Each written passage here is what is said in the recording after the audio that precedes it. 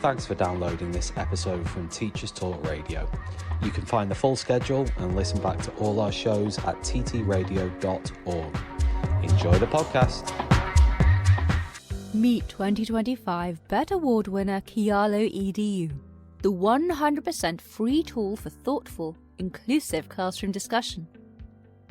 On Kialo, students contribute instantly and simultaneously to create an interactive map of a discussion, deepening their subject knowledge and enhancing their critical thinking skills. Set tasks, track participation, and provide personalized feedback in just a few clicks. And since it's compatible with all your favorite LMS platforms, it slots seamlessly into your existing workflow. Over 1 million educators and students are already using Kialo to make the world a more thoughtful place. Join them today at kialo-edu.com. This show is brought to you in partnership with John Catt Educational, publishers of professional development books and resources that support great teaching and learning in schools around the world. Don't miss out. Level up your professional development today and visit johncattbookshop.com to explore the full range of titles. Use the code JCTTR2425 for 20% off your order. Happy reading. Me, Beejesh, Deva, and Claire Bills. We're just waiting for Claire to get in. Apologies for a slight delay in getting on. But we're here tonight discussing do parents trust schools? Are you there, Claire? We're still getting Claire in.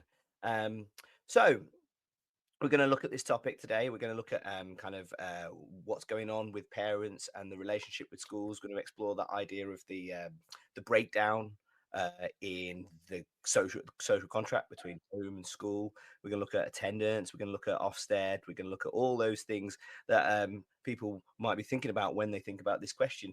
Are you there, Claire? I think so. Can you hear me? Made it. How are we doing? Yeah, all good, thank you. All good. Finally in. Oh dear. Have you recovered after your day? Not really. There's honestly something about these Wednesdays. Yeah, no, it's been a great day. It's been a lot of fun, but a full-on day. Everyone loves a good school trip followed by a school disco. Superb. School disco. Did you do the Superman? No, but we did a great rendition of Sweet Caroline to end the night. Oh, superb. That's okay. You're redeemed. Okay. So we're going to look at. I was just saying to our listeners, we're going to look at this idea: do parents trust schools? Has the social contract between home and school really broken down? And we've done a bit of homework on this, haven't we, Claire? We did. We try our best. Yeah. So we've got a fair bit of data here. I've got loads of facts and figures, which I love. I absolutely love facts and figures. And we're going to just explore this idea. Has it broken down? Is there anything that we need to do to repair it? Is there anything that kind of we as a country need to do repair it? We'll have a look at it. We're probably going to solve it all, aren't we, in the next hour? Oh, I have no doubt that give us an hour, job's a good one. Yeah, it'll be there. So yeah. Do you want to say something about our sponsors, Claire, before we start? Yeah, let me get that up and let's get that going before we get any further into the show. So our show tonight has got two sponsors. The first one, Kialo, which is a BET award-winning 100% free tool all about thoughtful, inclusive classroom discussion. Allows students to instantly and simultaneously create a map of their discussion to really dig deep into what their knowledge is, their critical thinking skills, and there's 1 million educators and students already making use of it. So join them at Kialo, which is spelled KIALO edu.com. And our second sponsor is John Catt. And the show's brought to you in partnership with John Catt Educational, who published some superb professional development books and resources so that we can have excellent teaching in schools across the world. So 20% off your order at johncattbookshop.com when you use the code JCTTR2425. Great. So Claire, where do you want to start? Should we see if here's where I'd like to start, because my initial thought when we started talking about this question was, I think there's a massive difference between primary and secondary and Yeah, parents' relationship with staff. And interestingly, one of the stats from Teacher Tapp, we all love a good Teacher Tapp yeah. survey, from July in 2024, so fairly recent. So that 85% of primary school teachers say they proactively build positive relationships with parents, compared to 46% of secondary school teachers. So I guess that feels in line with how it feels as a primary school leader, but might not necessarily be, you might not necessarily have the same thoughts. Yeah, look, it's a different game, isn't it? When you come to secondary, like you've got you've got more than one teacher. And I said this to one of the kids there. I said, do you remember when you just had one teacher, and it was like, and they knew you really, really well. Now you've got like 9 teachers across the school, and I guess it's really hard to coordinate the parental comms and the contact with that. And one of the biggest kind of things in terms of transition for us is getting that transition right for parents, because parents are getting, Mm. well, I mean, I'm a primary school parent now at the moment, where I'm getting comms every day, through the apps that you guys use, and kind of I'm getting an update of what my daughter's doing on a day-to-day basis, like what's happened. If something goes wrong, I'm the first to know about it. Whereas in secondary, I appreciate where that might get lost, and how it could be a problem when you've got 9 people as opposed to the one looking after your child for the day. In fact, well, it's not just 9, is it? Because you've got form tutors, you've got heads of year, you've also got this whole network of support staff behind that. And I can understand how it's really difficult to package all that into one communication when you were used to really, really simple comms Yeah, in no, primary school. Do you know what I absolutely. mean? No, absolutely. And so it's fascinating. I hadn't really put these two together. I was in some um like a global networking meeting this afternoon, with lots of teachers from America and Canada, but also the UK. And we each have a different project, and we're thinking about how school leaders enable staff underneath them to flourish and to do well. And one of the projects was based on how do they get that transition from year 6 to year 7 right for staff and pupils and parents. And one of the things that they've tried to be focusing on is building those relationships with children. And so that as the children go into year 7, they build a stronger relationship with a teacher. And one of the things they've done to facilitate that is to have less teachers, to Mm. find ways to make that transition less of a jump. And it was fascinating because that feels quite radical. They're also doing things like they use less of the school. So they're not walking around the whole Yeah, school the in the whole same way. building. So Yeah. they just get used to a smaller amount so that once they feel confident, once they've got those relationships, once they know there's people who they can trust, then they feel able to kind of go off into the bigger world. But just to get that year 7 right, it was really Yeah, interesting. it's quite interesting. In my setting, we are using an app, much like what is. It's not. It obviously it's got not got all the frills that the primary school apps have, but we are using an app to try and communicate with parents more. So you get that communication. But I think some of our parents find it overwhelming because you've got all this Yeah, of communication course. coming through the day. It's hard to stay on top of it, when it's all coming from different people, and then they're getting 9 different angles as to what their child is like throughout the school day. And I can see how that's really overwhelming for a parent. I think that it's an interesting thing. We do, as a head of department, I deal with parental complaints pretty much, like monthly or weekly. It can be sometimes, like parents who aren't happy, and it would be easy for me to say at the moment, oh yeah, there has been increase in parental dissatisfaction with our school because I'm dealing with more complaints than ever before. But I mean, that's just on my personal setting. I don't know how you feel as a primary head.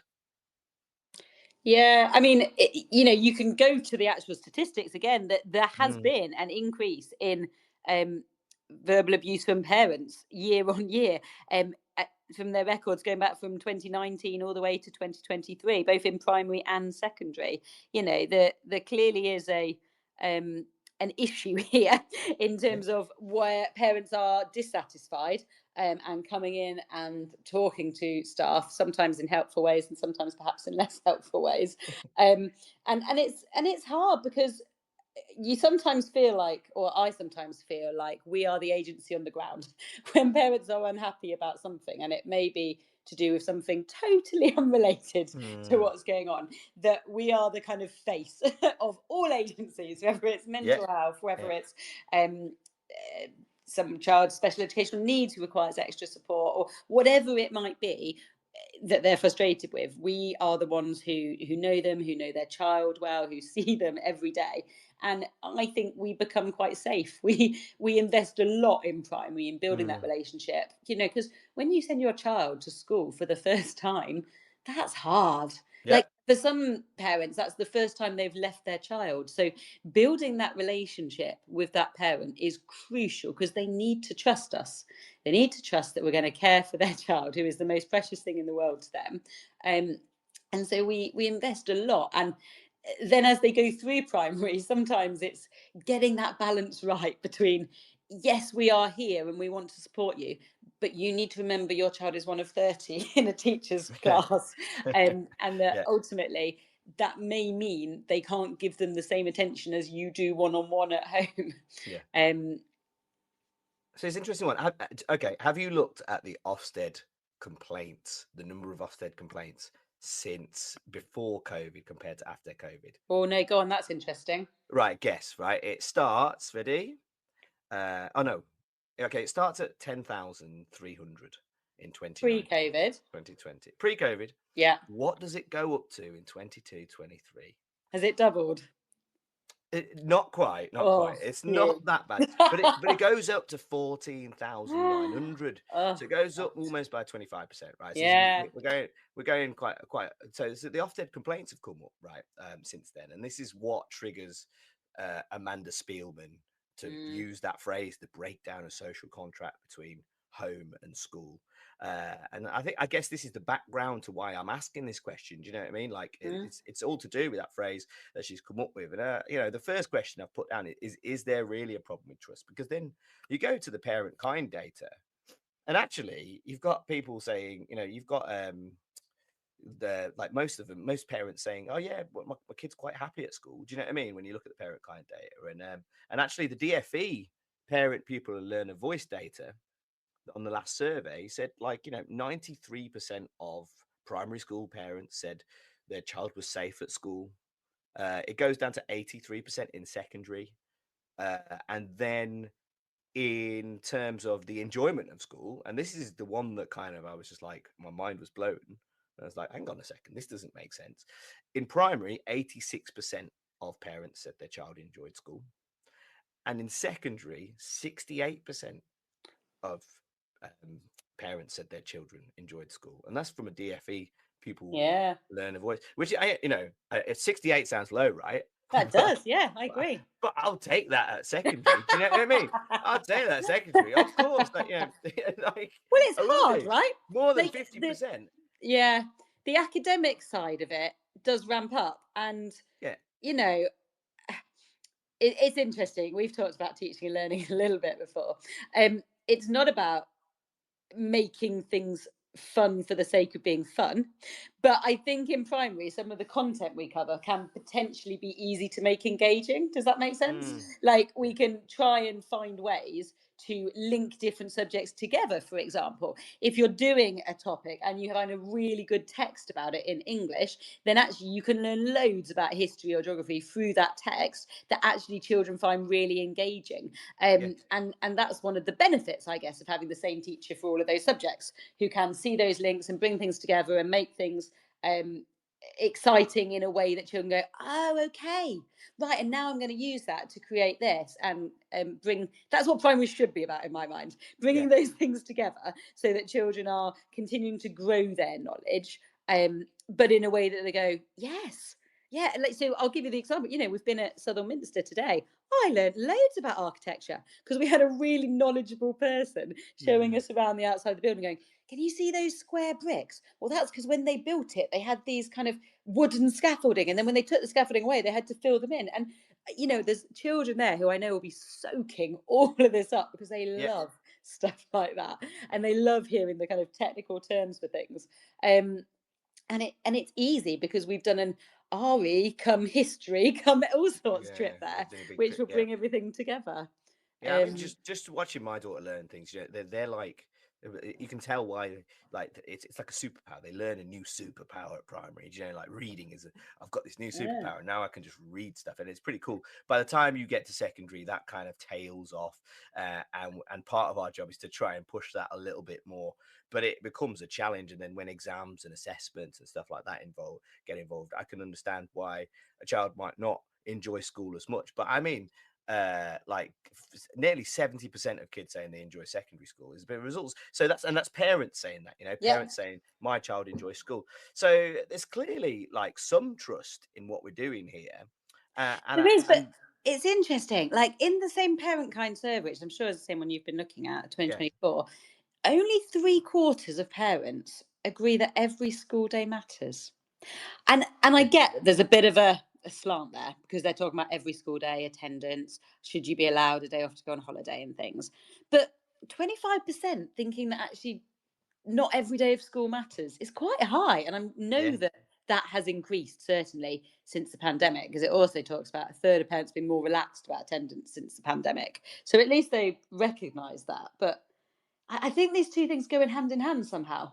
The kind of, you've got to care and think that school matters to have that relationship with schools that says, that this is somewhere important that they need to be. This is something that they need to engage in. Yeah, that's true. And it looks like also from those surveys, if you look at the swing from 2019 to 2024, like the things that are coming up are like, you can see they're more concerned with other stuff like how to pay the next bill, mental health, like mobile phones. Yeah, you can see this swing. Like nothing like that comes on the 2019 survey.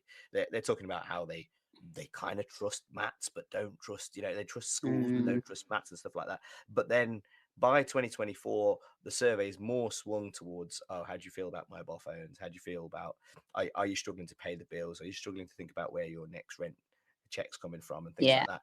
And that's quite an interesting kind of thing. And that led me to the question, first of all, like I was like, is there a problem if you've got this DFE data saying, a lot of parents say they feel that their children are safe at school, their children are enjoying it, but then we've got this data that's saying that, but they're concerned with other stuff, right? On top of it all, we've got an attendance crisis where we've just got drops in like attendance, like year on year, and that's quite an interesting thing. I think actually we've got multiple things going on here by the looks of like what we've been looking at. I think this idea that parents, maybe school is currently in some parents' minds the last thing on their mind, and maybe that's what's causing this, what appears to be a lack of trust, actually just a lack of engagement. Maybe it's that parental engagement with schools has dropped off because they've got bigger fish to fry. I was just thinking along those lines when I look at this, because otherwise we should be seeing, obviously the complaints have gone up, and do you know what most of those complaints are for us then? No, go on. Yeah, things like safeguarding. So, like where they don't feel staff members have been trained effectively enough, or a bullying call, a bullying complaint, or something along those lines. Which once again links into like this, feeling like safe, the well-being and the kind of and things like that. I was really interested by that. This whole kind of like idea that actually there's home issues which are coming into the school, and like you say, we've become the face of some of these issues. Like we've become the face of some of these issues. So it doesn't surprise me. It didn't surprise me one bit when I looked down and it said safeguarding, and then on top of it all, there's like kind of one of the common things that was cited, the big thing that in the media that was cited, is schools overly like kind of this is from the media, this is not my view, but a media view that a school's overly kind of overhanded disciplinary policies and things like that, which are quite interesting to see as well. This idea that that's marketed as a problem, and that didn't come from, go on. Yeah, well, I was interested because you talked about at secondary increasing communication with parents, and my initial thought was, is that positive or negative communication? Because I imagine there's always been a certain amount of negative behavior communication. So if a child is not following the behavior policy or has a sanction, for example, that probably has previously been communicated to parents. I say this, my child's obviously about to start secondary in September, so I'll be far more knowledgeable with these things then. Yeah. Perhaps more than the positive, what they've been learning about type engagement. But that might be a preconception of when I was at secondary school, rather than Yeah. the reality kind of these days. We're saying we're positively praising via that that communication means, and we're also like giving the negative comments on there as well. So we're doing both. You know, we are reporting on both in my secondary. I don't want it's like elsewhere, but it's certainly in my school and in a number of schools that I know about. You know, it all goes on that app, so you get the kind of reports home. But like I said, it can be overwhelming for a parent, and then touching base with that can be difficult. That's what we find. You know, quite often the parent hasn't been able to log in, doesn't know what to look at, doesn't know where the problem is, doesn't know where the great stuff's going on. It's not distilled down into a bit of a packaged phrase or a packaged comment. Do you know what I mean? Because Mm. essentially it's coming from 9 different sources. I think that's also part of the issue. Communicating with so much other stuff like pulling attention is quite difficult, you know, like because obviously a parent has to log into a phone and then has to look at all of that information and data. And nowadays, most people want to look at the headline, right? Yeah. And that's difficult to communicate over when it comes to like nine subjects. But You it's might going to just be fine on the new Ofsted reports. We should just, make it really clear that 10 areas is not going to be a problem to have a look at and see at a glance. But most people just want a headline. Do you know what I mean? And that's what's difficult. And so, if you're reporting on children on a day-to-day basis, then it's hard to track. I can see how, as a parent, it might be hard to track that data. But it's hard to engage with that. And like I said, like by the looks of things, I think parents have got bigger fish to fry. You know, and also when it comes to that 25%, you know, like so what was it? What was the number? 1 in 3, not 25, 1 in 3 not agreeing that kind of it's important to attend No, school every day. it was, 3/4, only 3/4 agree that every school day matters. Yeah, so I was looking at like I looked at the what parents thought was important in a curriculum as well, and that Mm, kind of went hand in hand. And the parents really thought that financial planning and things like this yeah. should have been included in the curriculum and wasn't well represented. You know, I think they felt like English, maths, and science was well represented, which is kind of artifactual in it. Like it's like it's the majority of the timetable. Mm. But I think that was really interesting that they, you know, they don't think that like 1 in 3 parents doesn't feel like every day at school matters, and yet they feel like this area of life is underrepresented. This idea of like financial planning, of the job market, being prepared for the job market. Yeah, I mean, that came up really high as well as not being enough. Mm, And again, I guess it comes back to this kind of what is the purpose of school? Are mm, we there to prepare children for work? And what the implications are for that? Because I feel in primary, again, there's more and more pressure to do things that historically maybe hasn't been. And I'm not yeah, saying that we shouldn't teach financial planning. I'm not saying we shouldn't look at careers advice and even if it's just to set aspirations for mm, children. Having worked in schools across all parts of Nottinghamshire, it absolutely is important that we show children that there is such a range of opportunities out there for them, perhaps beyond their kind of known lived experience. Um, but I really think at primary, we need to be doing more than just preparing children for jobs. you yeah, know, and uh, you know, and maybe what would be fascinating would be, and this is maybe something to take to teacher chat. What would teachers rank these as? yeah, So you've got parents' views on the focus of school curriculum under the same headings. What do staff think in terms of we do too much, too little, just about right? mm, I think we would put developing good mental health and well-being in primary school, certainly, as we do too little of that. Like, because if mm, you haven't got that, how are we equipping them to leave us where they are known and loved and safe with just one teacher who knows them really well, yeah, to go into that secondary environment if they haven't got that real resilience to bounce back when things are tough? Like, that's how I'm trying to prepare my yeah, child for secondary at the moment, is how can I help him to be the most yeah. resilient possible to deal with the challenges that we can't even imagine yet? I mean, you guys have got stuff like toothbrushing, right, as part of the curriculum. I've heard about this, right? Which is really bizarre. Like, this wasn't something that, do We you know what did I mean? this 10 Right. years ago. Yeah. This is Right. what's hilarious. These things go Yeah. around. In fact, probably last time we had a Labour government, like I literally remember it coming in and everyone being like, Yeah. really? But I also looked around at some of the children's dental hygiene and lack of Mm, NHS dentists and go, I get it. I get it. Like, Yeah. Yeah. something has to change. Mm. Because someone needs to teach these children the importance of brushing your teeth twice a day. And if that means we're doing it, but like you say, what where's that line? Where do we Where is the where line? do we That's the step thing, back? right? So it's quite interesting that parents see that as kind of, our financial planning, etc., as like a school's responsibility. Do you know what I mean? And thinking that we don't do enough about it. I mean, I know it's part of our PSHE curriculum, but we don't do it in depth because every financial need is different, and we can't show kids how to plan for every financial eventuality. We can teach them about kind of how it works, how monetary systems work, how banks work, and stuff like that.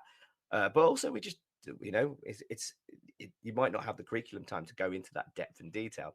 And then, as for preparing kids for the job market, well, I don't know who it was who said it.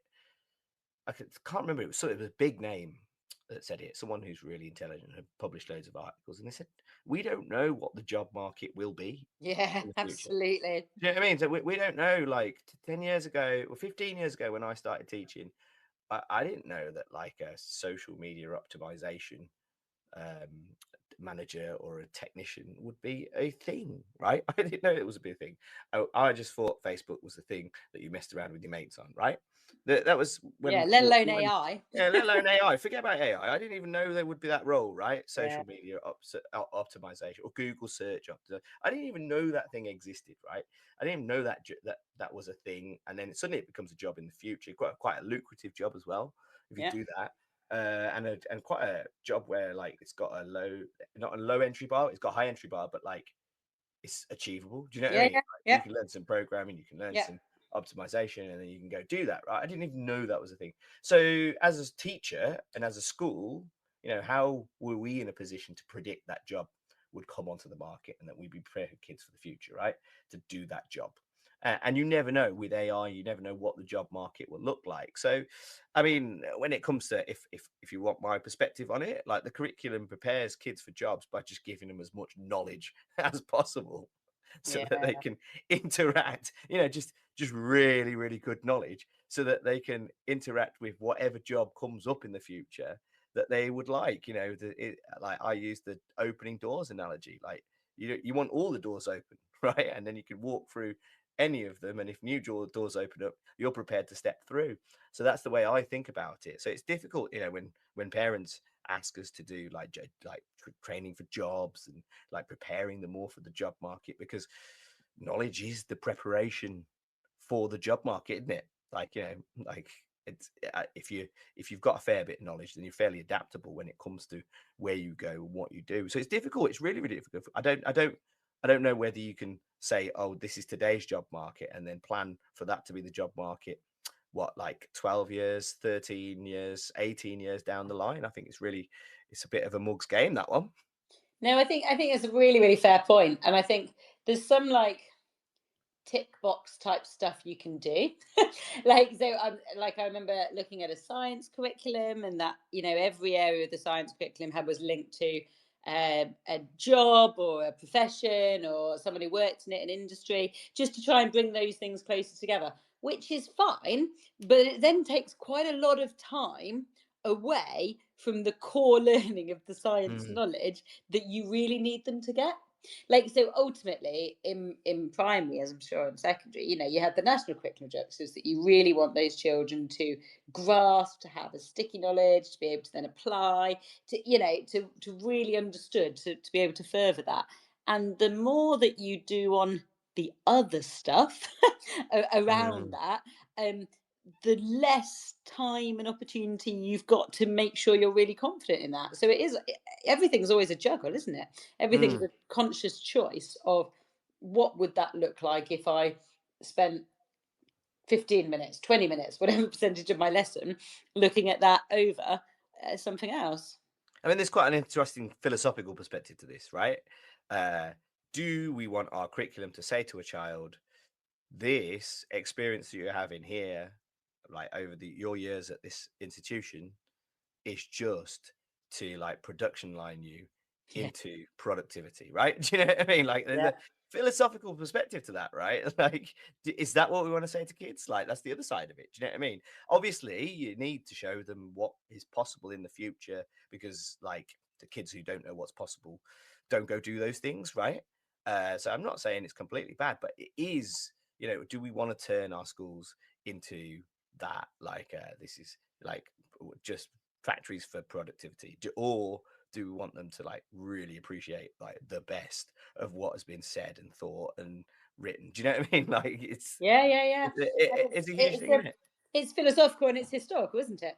Because Yeah. ultimately, schools were set up to give children those knowledge that they needed to be able to work.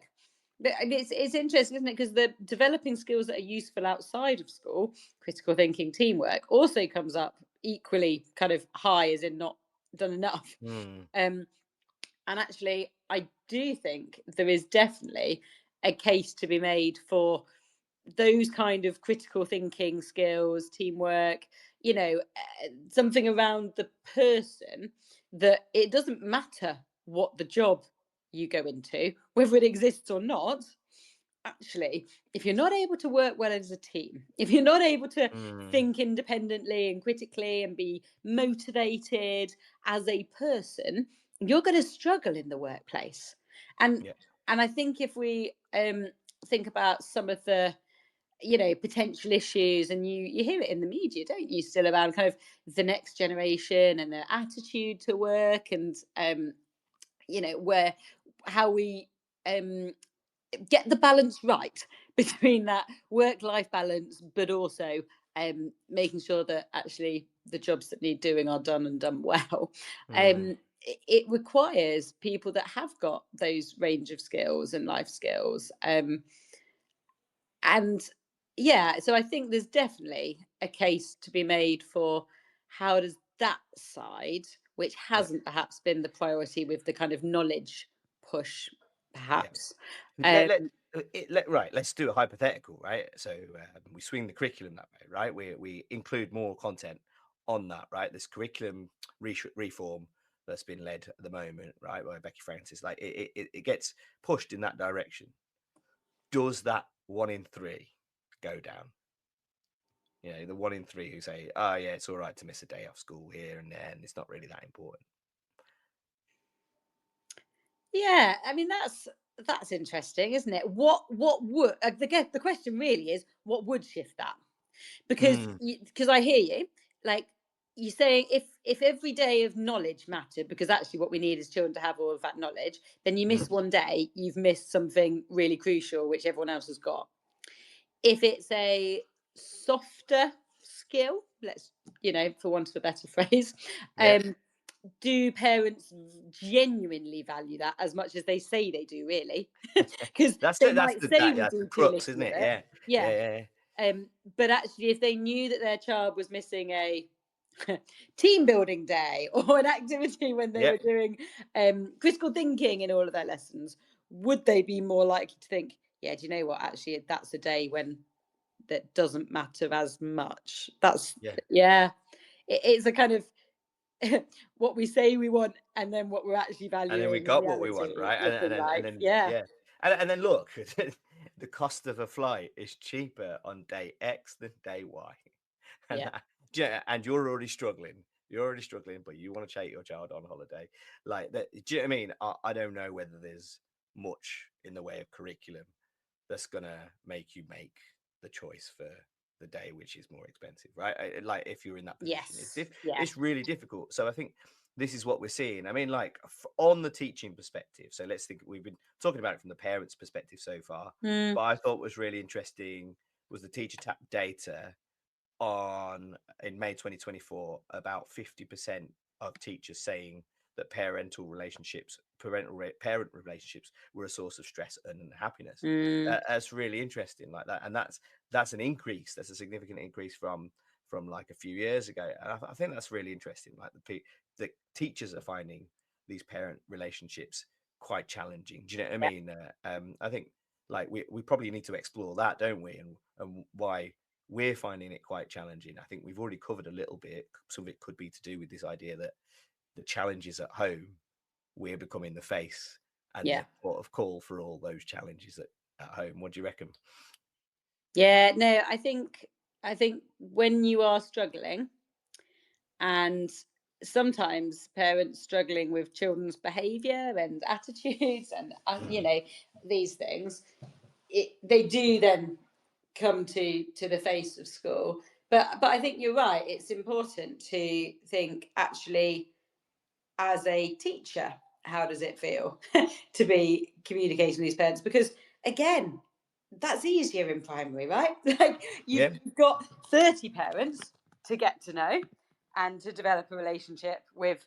You know their child really well, so actually there's it's worth investing in that relationship with the parent, because you know the difference it's going to make to the child in that year. Well, we've said a parent might know, you know 9 different groups. Well, how many, from a parent's perspective, that can be overwhelming, but how many children does each secondary school teacher teach? Yeah, yeah, yeah.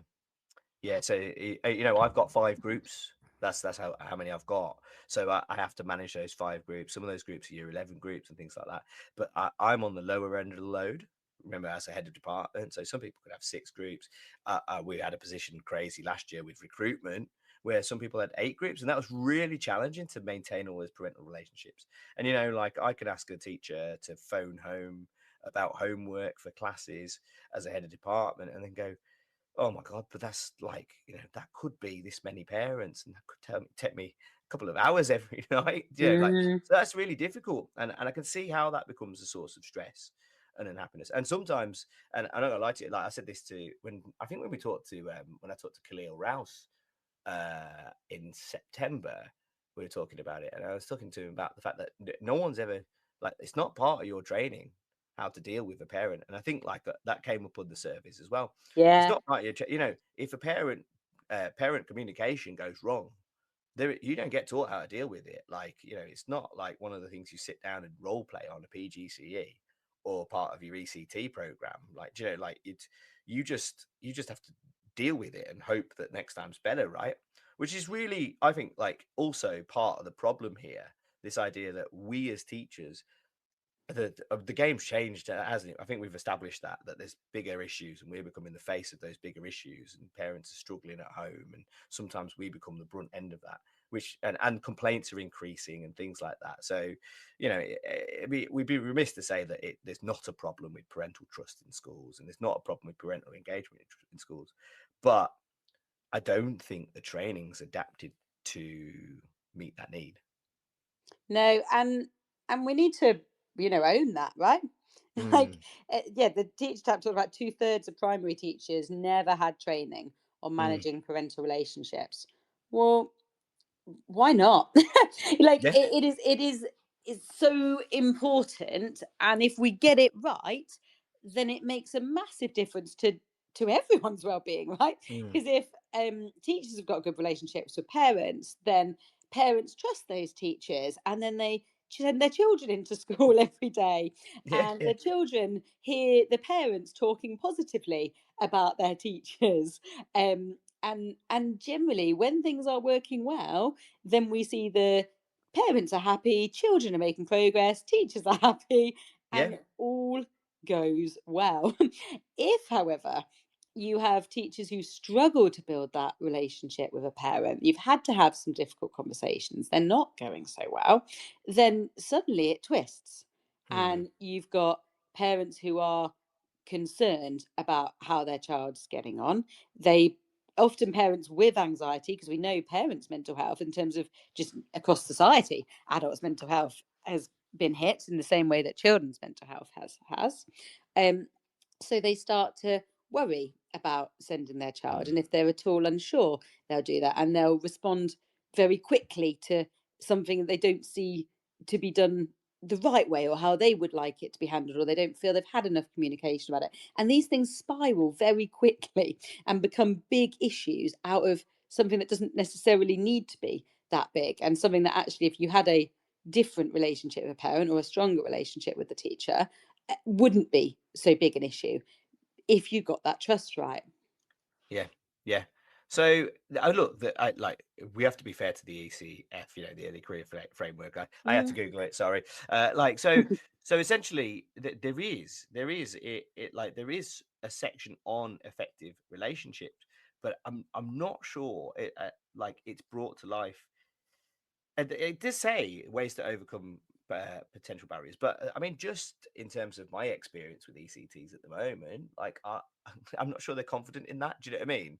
And I think maybe there needs to be a little bit more on it. Maybe I'm going to be fair to the ECF. I don't want to like poo-poo Yeah. this amazing framework. Do you know what I mean? But maybe it's just not coming through. Maybe I don't know. Like maybe it is a little bit more down to mentors and people in like leadership positions really in schools to make sure that people are trained with the sort of issues that are coming up with the parents in schools. Maybe this is it. Maybe I'm fielding it off to the ECF framework, but actually it's down to educational leaders within settings rather than like the wider framework. Yeah, and it's interesting because I wonder if some of this is, it's become a bigger issue because we know the amount of SEN in schools is increasing, both low level and the highest needs, which means parents aren't perhaps, and parents maybe haven't been as aware of some of these issues previously, Mm, and teachers are having to have these challenging conversations sometimes, in terms of, oh, and I had an experienced teacher who went, I just don't really know how to address this with a parent, because previously it would have been caught earlier, or you would have known that actually I'm going to speak to them about it, but I also know something's going to be put in place, or there's a service that I can refer them to that's going to make yes. a difference quickly. Well, when you know those things might not be true, it becomes a different conversation to have, doesn't it? Yeah, Like, yeah, yeah, yeah. um, I need to talk to you about this because I'm concerned, but it's probably going to be about a 2-year wait to do anything. And Yes, where yeah, does yeah. that leave that parent for those 2 years, Yeah. in this kind of stuck place of knowing there might be an issue, knowing their child might be struggling, but none of us really being able to properly do anything about it. And that's hard. Yeah, I think and and if but I mean as a school leader, you could probably anticipate some of those issues. Do you know what I mean? Yeah. Like we can probably anticipate and then give staff more training on them in-house. Do you know what I mean? Like if it Mm, like it'd be awesome. So like this idea of pastoral CPD, but this might be one of those things that which would be great to add to your year's kind of program in terms of CPD, your yearly CPD program, at the start of the year. Right, mm, what are the parental issues which are coming up when it comes from parental comms? Where like you need a good way of logging that and then figuring out exactly this could be a really interesting thing to add to a school's training program so that as a teacher you're more prepared. Like let's say you join that school on day one and and every other teacher around you has dealt with, oh yeah, we dealt with that sort of parent, where there's where essentially they've come in with trainers on but the parent hasn't got any money for shoes and refuses. mm. And do you know what I mean? Yeah. This is how you deal with it. Do you know what I mean? Rather than having four form tutor and two other members of staff phone up, and then a parent turn around and go, "This is the fourth time someone's phoned me about this today. Yeah. I've already told the form tutor." Do you know what Yeah. I mean?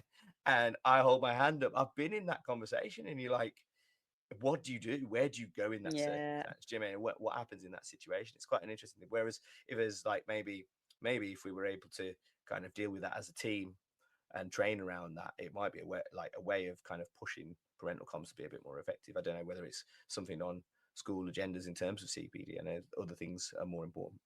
Yeah, it's interesting. It's not something I thought about, but I think Mm, you have to design your CPD around the needs of your staff, don't you? yeah, So if yeah. ultimately you've got staff having to deal with more of these kind of challenges, you would be remiss not to at least Mm, consider what that looks like. And one of the things that it's made me think about is that sometimes the difficult challenges, so I remember so I did MPQH 8 years ago, yeah, and holding difficult conversations both with staff and parents was part of that.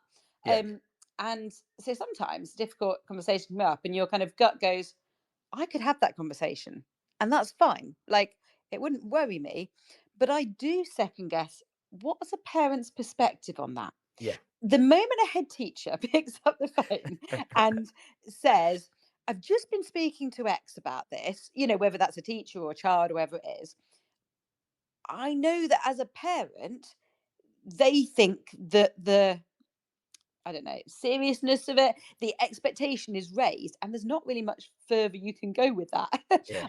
Yeah. afterwards. And I obviously try to have a really good relationship with parents, and some I know better than others for various reasons. But wanting to equip and enable, whether it's class teachers or middle leaders, to be able to have those conversations so that it isn't, oh my goodness, why is the head teacher calling me? Yeah. you know, Yeah. um, Getting that balance right, I think, is important, and recognizing that's not because senior leaders are shying away from having those difficult conversations, but also they might not be the best person to have that conversation with that Yeah. parent if they haven't got that relationship with them.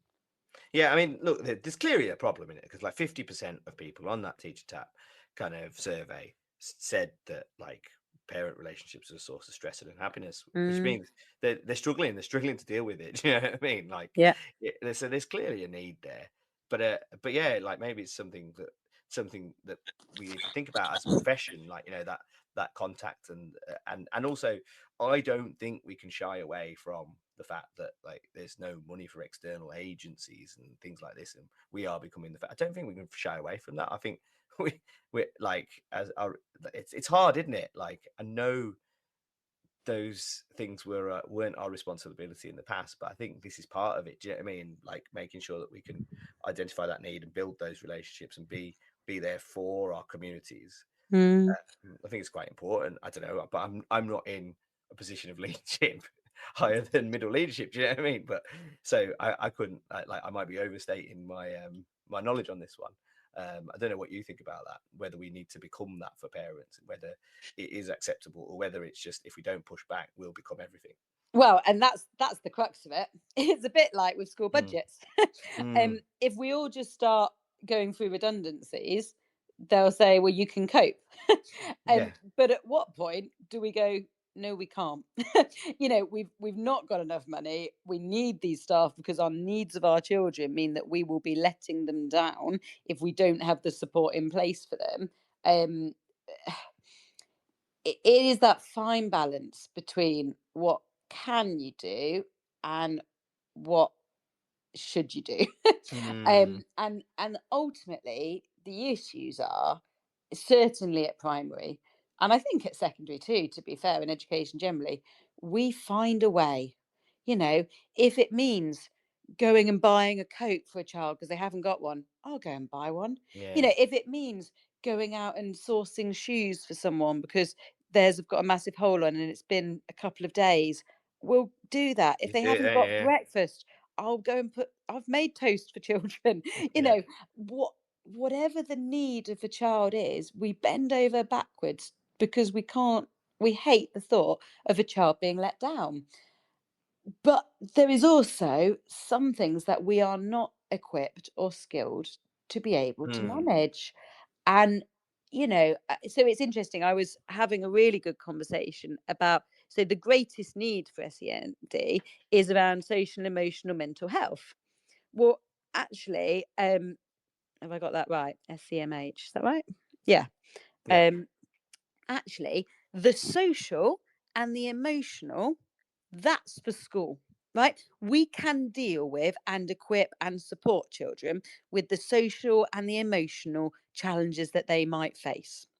The mental health, we are not going to be able to deal with in the same way. yeah. We're not That's when psychologists. you Yeah, need the professionals. yeah, And sometimes it's being really clear and defining. Do you know, as a school, I can support your child's social needs. mm, I can support your child's emotional needs. But actually, when that tips into their mental health, we can refer, we can find the right support agencies, there are lots of other charities and things that are out there, even if CAMS is broken. There are other places that parents can yeah, go to get support, and schools will sit with them in that journey and help them make those referrals and be in those meetings. And goodness me, I've had TAs who've gone to GPs with parents because they, Mm. need that advocate there saying, no, this isn't working. We need to try something different. But we probably do need to be clear about, as a school, we can deal with this and we can support children. But if they've got an eating disorder, if they're self-harming, if there's substance abuse going on, those are things that we need professionals to step in here. Yeah, we haven't got that. Yeah, we haven't got that level of expertise, have we? Paul Foss says, if you're good at your job, they will give you more to do. Love it. True. Love it. Shall we go to our spot? Should we talk about our sponsors for a minute, and then we'll come back? I wanted to talk about quality. So in terms of recruitment and PISA.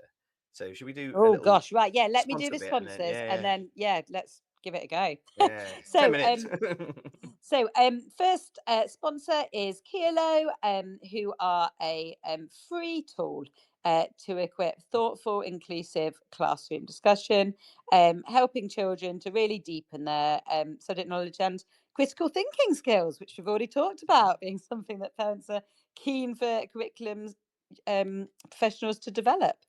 So used across the world to try and make the world a more thoughtful place. That's Kialo, KIALO -edu.com. And our second sponsor is John Catt Education, publish professional development books and resources for great teaching and learning around the world. Level up your professional development, 20% off at John Catt Bookshop, JOHNCATT bookshop.com, with the code JCTTR2425. Okay, thank you for that one. So let's go through some figures. You know I love my figures and facts. So in 2013, 41,000 supply were recruited. Then it's really hard to get data on this because obviously we don't track this as a profession, which is mad, right? Then we got the recruitment crisis. Obviously, we do look at recruitment crises, and obviously we are like consistently below target on recruiting teachers for several years, right? But then in 22-23, we get a 17% increase on agency supply. And then by 23-24, we're 38% below target for recruitment, right? So, like, let's think about that as the backdrop. And then 2012, PISA scores are 499. 2022 PISA scores are 494, and every country's seeing this. We've gone up in the rankings, but we are seeing a drop in PISA scores over the decade, right? So it's interesting to think about that. I don't know, like, I don't know whether that is a hallmark for a drop in quality. I don't know. Do you know what I mean? Like, if we're not getting recruits into buildings, and we've got people, and look, supply that might not be qualified, and things like that. Yeah. I'm not knocking supply, do superb jobs, right? I'm not knocking supply. Oh, a hard job too, right? Like, oh my god, like they come into the building, and I'm like, you guys do an amazing job, and like literally, we would be teaching classes of 50 if it wasn't for you, right? So like they come in, but obviously, like from a parental perspective, like I've been in a position where I had a lot of long-term supply in the department, and from a parental perspective, the trust dropped like nobody's business. I had parents wanting to move classes when they found out their kids had long-term supply straight away, like just an email through. They just felt like that supply teacher, they didn't trust them. They did, they're not part of they've just jumped in, they've not been there for a while, things like that. They didn't feel like that supply would have the investment in their child and things like that. Not for well, it wasn't always true. Do you know what I mean? Like, it wasn't always true. It would be, and quite often it wasn't true. Those supply teachers were trying to do the best they could for the children, but that's what it looks like. And then we've got that drop in PISA scores, which does it go hand in hand with the drop in recruitment? Is quality drop in? Do you know what I mean? Like, it's just an interesting question to raise, which then feeds into this idea of trust. What do you reckon, Claire? Yeah, it is interesting. We probably don't have long-term supply in the same way in primary.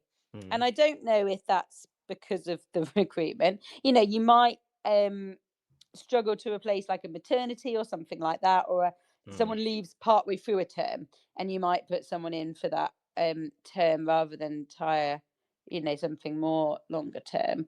Um, I- how we grasp this recruitment crisis, Nettle, is really interesting, isn't it? Because there's trying all sorts of different things in terms of financial rewards.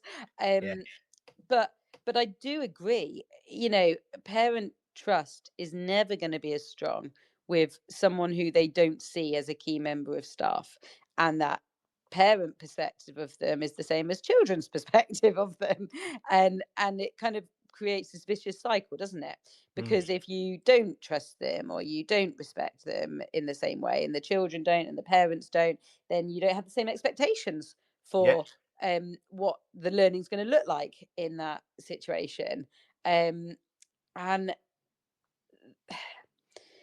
it doesn't really matter how much you try and work on the culture of the school or the setting to challenge that.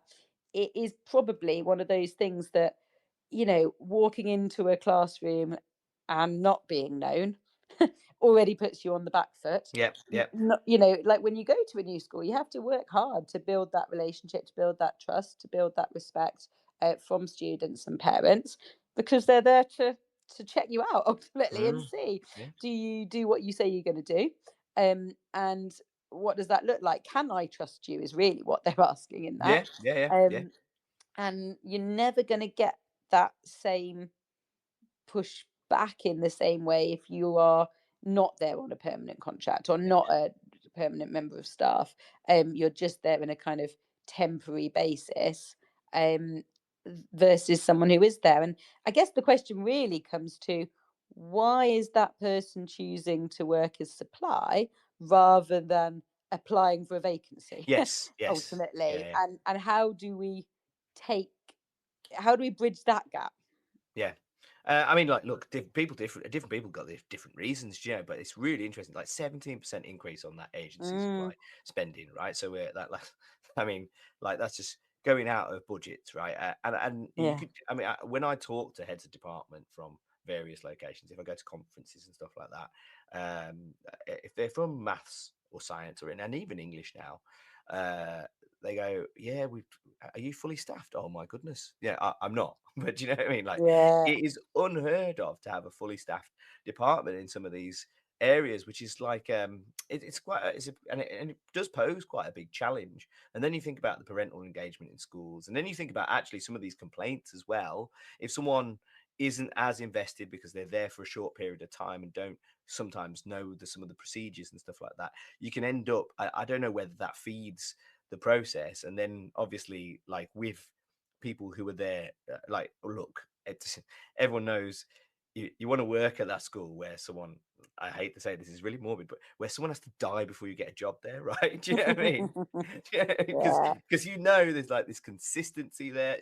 That's the job that everyone wants. They want that job that we're like, someone has to die to work there. There was, when I first started teaching, that was a school in the local area. Yeah, you can't really get a job there until someone retires or like kicks a bucket, because like Yeah. literally there's consistency there, and they're smashing it every year because of the consistency and the way the curriculum's delivered and stuff like this.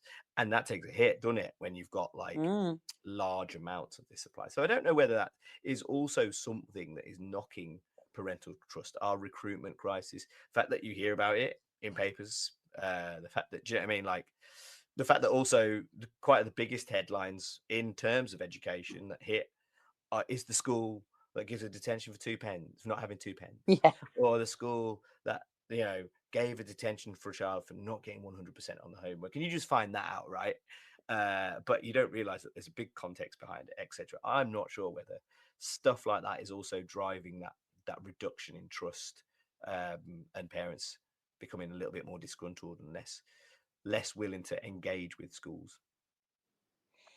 Yeah. I think you're probably right that Mm, there's so many different factors here that are leading to parents' concerns, and how they get that right, including their own kind of health and well-being, just yeah. generally, not just their relationship with schools, but how actually they feel like they can manage, and cope with the demands that are being put on them. um yeah, no, interesting point. Yeah, I feel like we're kind of, I don't know, it'd be nice to say we're exiting a 14-year period of like hardship, but I don't think we are. And so, anyway, like, look, over this course, really we touched upon maybe a bit more training in terms of like those parental relationships might be the way to do this. But I like your idea of drawing the line of what is our remit and what isn't our remit and how to hand it off. Do you know what I mean? So that we can make those parents feel supported, but do as much as we can for them. But then they know that like this is where our expertise run out. I love that idea. So I guess that's two ideas that schools can kind of Yeah, and yeah. one of the things that we're working on at the moment is, there's these kind of flow charts and kind of a concept of, if you've got a concern, what will this look like? And you do it for staff and for parents, that kind of just to be really open and transparent, whether it's a behavior concern, what's it going to look like for your child through it, whether it's a SEN concern, whether it's a mental health concern, just so that everyone is clear and has expectations, because sometimes it's about parents' expectations being different to school's expectation of what's going to happen, what the time frame is going to look like, what the process will look like when you'll have external support or someone coming in as part of that. And I think if everyone's on the same page and everyone's got those same clear expectations from the start, it gives you a chance, right? Like that you know where you are, you know what you're working for, you know what to expect next. And that's about getting that communication right. Yeah. Right. Well, I think we've run out of time there, Claire. That was an awesome discussion. I reckon we could talk for about another half hour on this, another hour on this. But yeah, we've come to the end of the show, really. Sorry. Yeah, no, it's been good. And like you Yeah, it's say, been great. we might not have solved the world, but we've made a start, hey? Made a start, you know where we are if you want to find us for more ideas. Right. Well, we'll be back on the first Wednesday next month. So tune in, and don't forget, if you want to engage with the show, etc., then leave us a message. You can also download this show as a podcast later on your streaming platforms, etc. And tune into all the rest of the fantastic TTR shows that are going on over the course of the week and the course of the month. We'll see you next month. Thanks so much. Good to chat. Take care. See you later, Claire. Bye. You've been listening to Teachers Talk Radio. Tune in live and listen back at ttradio.org. We look forward to hearing from you next time on Teachers Talk Radio.